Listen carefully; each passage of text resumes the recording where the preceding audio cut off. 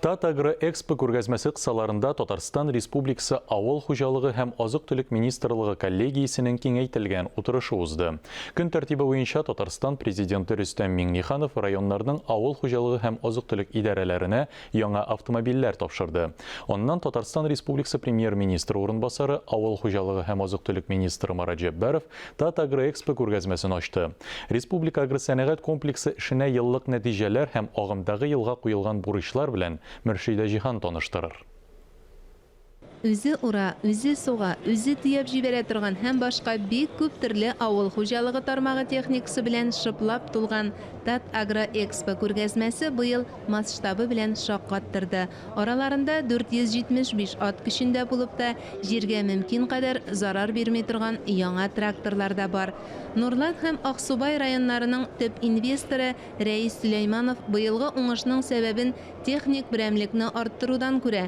Шулай ук югары уңыш алу өчен минераль ашламалар кертүне дә 130 килограммга җиткерергә җыеналар. Без инде үзебезнең эшебезне кырчылык буенча да, тирчелек буенча да алып барабыз. Кырчылык инде ул безнең өчен ничек әйтергә, җиңелрәк, шикеллерәк күренә. Бәлки анда да әле эшләребез, яңалыклар, ниләребез кертә торганнарыбыз күп, эшләр алып барга. Тирчелек буенча инде анда да эшләрне алып барабыз. 2 еллык программа төзедек үзебез өчен.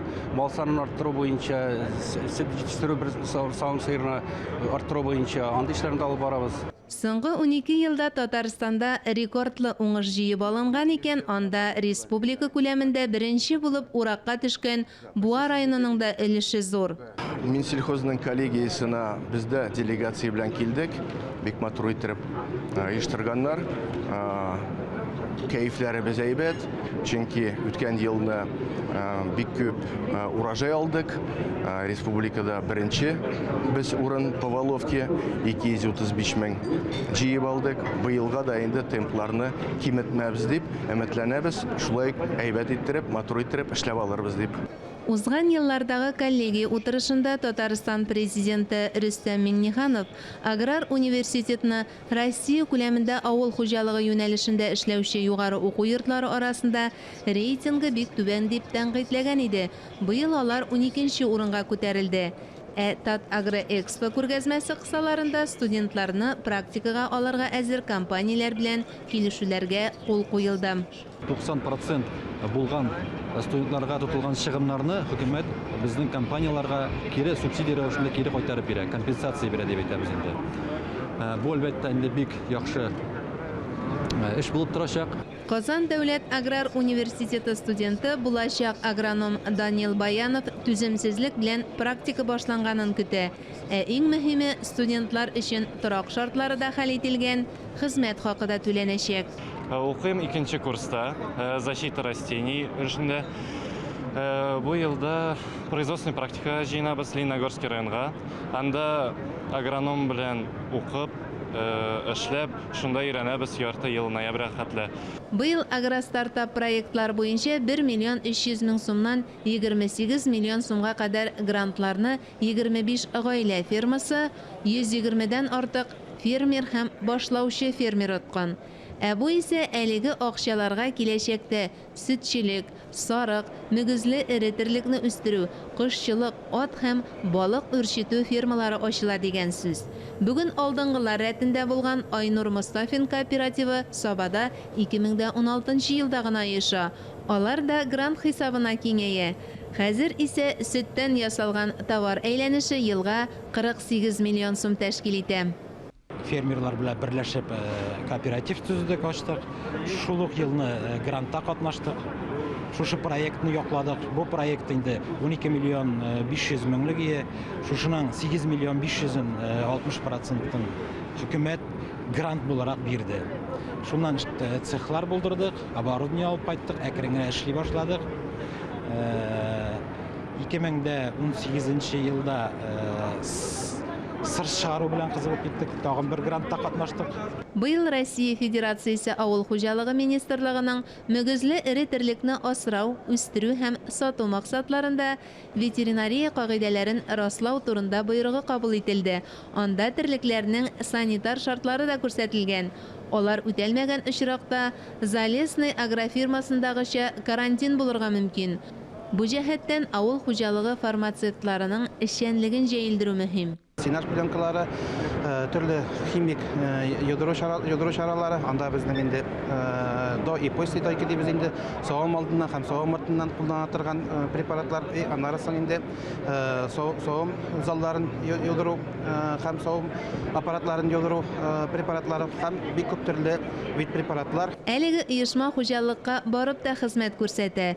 Юлда йөрү өчен җайландырылган кече лаборатория ярдәмендә анализлар алып, махсус программалары нигезендә рацион төзеп бирә. Коллегия утырышы алдыннан Тат Агроэкспо күргәзмәсендә катнашучыларның эшчәнлеге белән Татарстан президенты Рөстәм Миңнеханов танышып чыкты. Кукмара районы быел һәр яктан үрнәк. Беренчесе сөт җитештерү буенча рекордлы күрсәткеч, икенчесе әнә шушындый компьютер аша киләнә торган азык эшкәртү җайланмасы уйлап тапканнар. Үзебезнең Кукмара районында урнаштырдык. Менә алга табада эшләргә урнаштырырга менә шу миксер Кукмара районына кайтачак инде. Киләчәктә инде елына 15 миксер җитештерергә дип исәплибез. Бөтен эш безнең автоматта. Президент шулай ук үз мәшгульләр җитештергән ризыкларның да сыйфатын тикшереп карап уңай бәя бирде. Коллегия утырышы Илһам Шакиров исемендәге концерт залында үткәрелде. Аны Татарстан Республикасы премьер-министры урынбасары, авыл хуҗалыгы һәм азык-төлек министры Марат Җәббаров алып барды. 2010 елдан бирле күрсәтелеп килгән 4 миллиард сумнан артык ярдәм аркасында савым сыерларының баш санын саклап калдык. 26 районда аларның саны хәтта артты. Фермерлар ел сайын 500-дән артык яңа эш урыннары булдыралар. Бакчачыларга ярдәм итү программасы 2020 елда пандемия изоляциясын имин узу өчен бик яхшы мөмкинлек бирде. Хисап чыгышында 2021 елга игенчелек продукциясе күләмен 5%-ка арттыру бурычы куелуын искәртте. Үсемчелек буенча 21 ел уңышы өчен төп әзерлек эшләр башкарылды. Көзге бөртекләр культуралар 552 мең гектар майданда чәчелгән. Шуның 435 мең гектары көзге будай, 111 мең гектары көзге арыш били. Бу майданнарның 42% оригиналь һәм элиталы ырыклар белән чәчелгән. Утырышта онлайн режимда Россия Федерациясе авыл хуҗалыгы министрының беренче урынбасары Джамбулат Хатуов та катнашты. Я хотел бы еще раз поблагодарить Министерство сельского хозяйства за профессиональную работу, поблагодарить Марата Готовича, Марата Затовича как руководителей, потому что сегодняшние результаты – это результаты не одного дня, это системная работа. Халиуллин Нияз республика хәбәри санау үзәге мөмкинлекләре турында сөйләде. В тестовом режиме в апреле месяце Агросәнәгать өлкәсендә IT белгечләр кытлыгын киметү, апробацияләгән математик модельләр нигезендә агросәнәгать продукциясен җитештерергә мөмкинлек бирү максатыннан 2019 елда Татарстанда 5 юнәлеш буенча цифрлы авыл хуҗалыгы программасы проекты тормышка ашырыла башлаган иде. Цифрга гына китеп, харап була күрмәгез отчет җыеп. Татарстан президенты тулаем хисапка уңай бәя бирсә дә, әле җайга салып җибәрәсе эшләрне дә барлады. Мәсәлән, иминиятләштерү санын арттыру. Әлегә чәчүлекләрнең 17%-на гына страховка алырга мөмкин.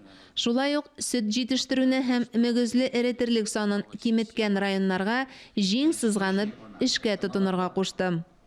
Әгәр дә сөт белән шөгыльләнмәсәк, нәрсә хисабына хезмәт хакы түләргә, нишләргә? Мин үзем дә хуҗалык менә районда эшләгәндә сөт белән бөтен мәсьәлә хәл ителә. Сөтең булмаса бер нәрсә эшләп булмый. Коллегия утырышының төп өлеше тәмамлангач, авыл хуҗалыгы тармагы хезмәтчәннәренә дәүләт бүләкләре тапшырылды. Мөршидә Җихан, Илдар Галәветдинов, Татарстан яңалыклары.